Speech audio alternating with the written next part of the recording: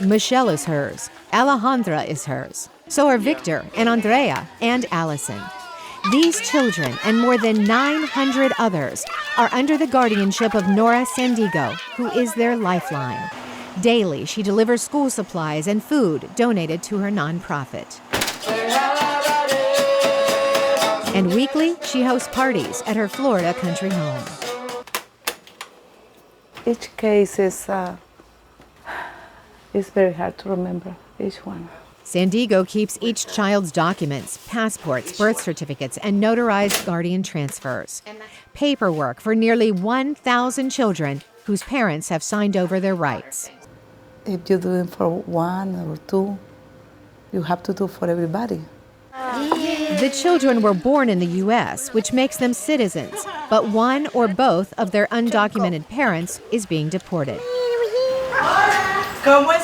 Like the children of Francisca, who is 6 months pregnant.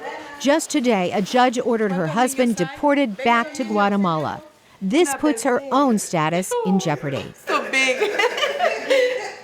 That's too big for you. So she gave Sandiego guardianship of her 2 daughters and the unborn baby.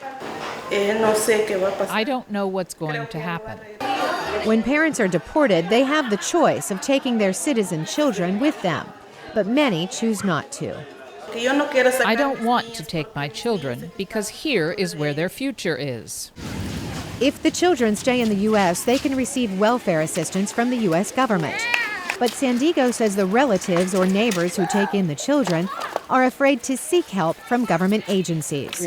Carol Emig runs Child Trends, a research and analysis center. She credits Sandiego for stepping in, but she is not able, in her situation, I think, to provide the kinds of protections that a well-functioning child welfare system would provide. So there isn't a caseworker who is checking on the well-being of the kids, the foster parents or the guardian.